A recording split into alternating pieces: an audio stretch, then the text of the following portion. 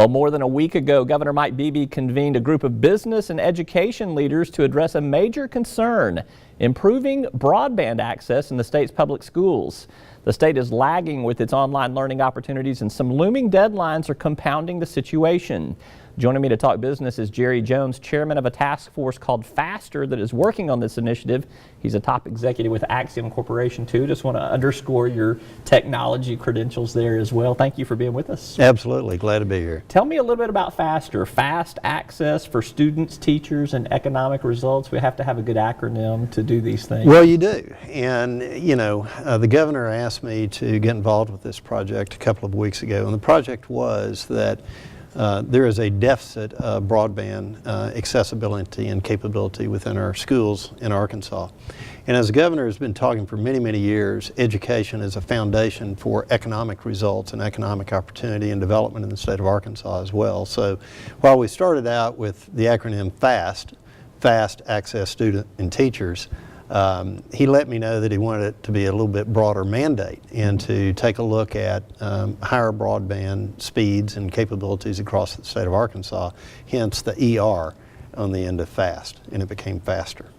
We're not alone in our deficiency in broadband capability and access. Other states have this similar problem too. Kind of define the problem for me. How far behind do you think we are in terms of broadband access, and is it something that's going to take years to catch up to, or do you think it's got a shorter time span than that? Well, we are behind, and we can argue about exactly where we are on a relative scale, but all of the studies that I have shown show that we're way behind at the present time, and some studies show that we're, you know, in the 40s and 50th actually, so among the United States states. So we know that we've got to do better. But are we so far behind that we can't catch up? Absolutely not. You know, one of the benefits, actually, of an opportunity of being this far behind is technology has moved forward so fast that now that we can deploy different types of technologies and catch up in a hurry if we bring everybody to the table and move in the same direction, which I think that we're going to do, and that's why the governor asked that we bring this group together. Tell me a little bit about some of the different people on this FASTER group that you're the chair of. You've got internet service providers such as AT&T.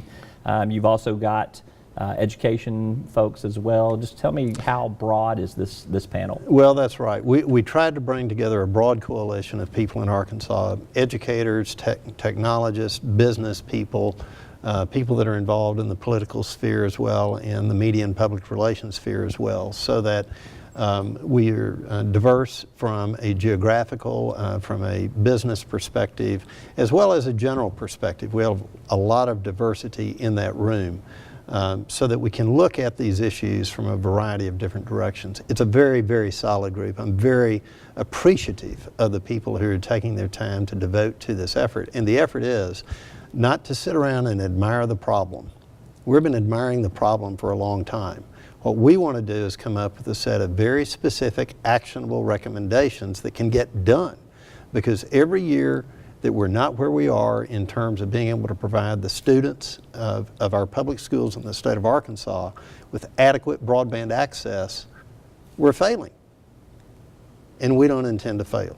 Tell me about, I guess, what you think some of those actionable items might be. I'm not trying to get you to predict necessarily, but you know you need to get speeds to a certain level in all areas of the state. You know that you're going to have some challenges in some geographic areas of the state where the terrain doesn't allow for easy deployment of some fiber in the ground, for instance. Maybe speak to a few of the actionable items that you think are probably going to come out of this. Well, sure. And you know, you can look at this issue, and any big issue, you've got to start breaking down into bite sizes. And the way I look at it, there are 3 or 4 buckets or big bites.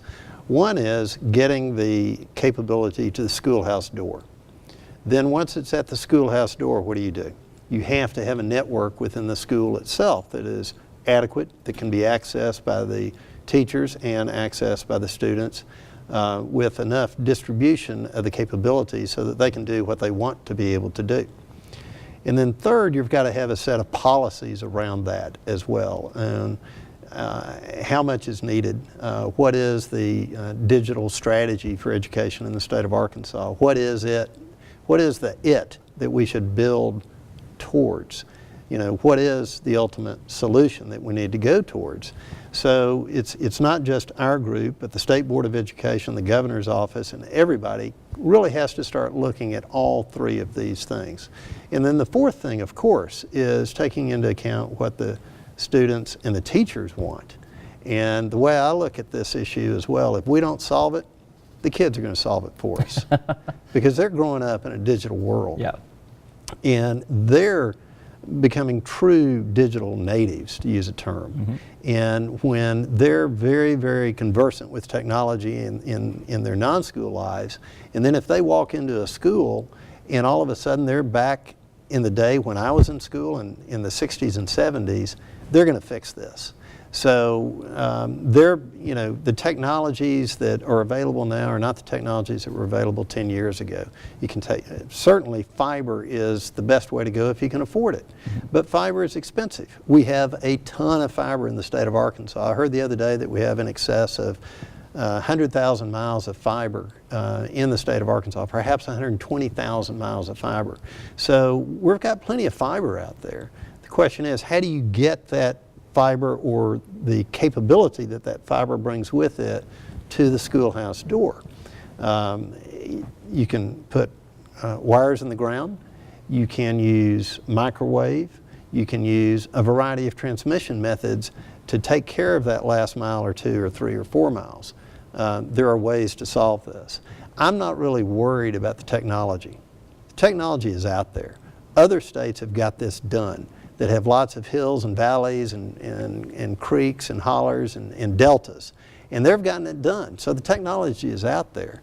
What I'm a little bit concerned about is we've got to find a way to fund this because nothing comes free. The price tag will be the big question. And I don't think you guys are at that point yet. So that'll come towards the end. We're not. So. But let's say, and I have no idea what it's going to cost, but let's say it cost $100 million.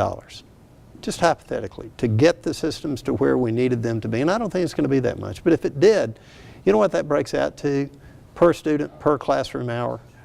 About 20 cents an hour. All right. He's Jerry Jones. He's the chairman of the Faster Coalition Task Force here. Thank you so much for being with us. I appreciate you. Thank you. A look at the latest earnings reports and some other headlines of the week after we come back from this word from our sponsors. I'm Roby Brock. This is Talk Business.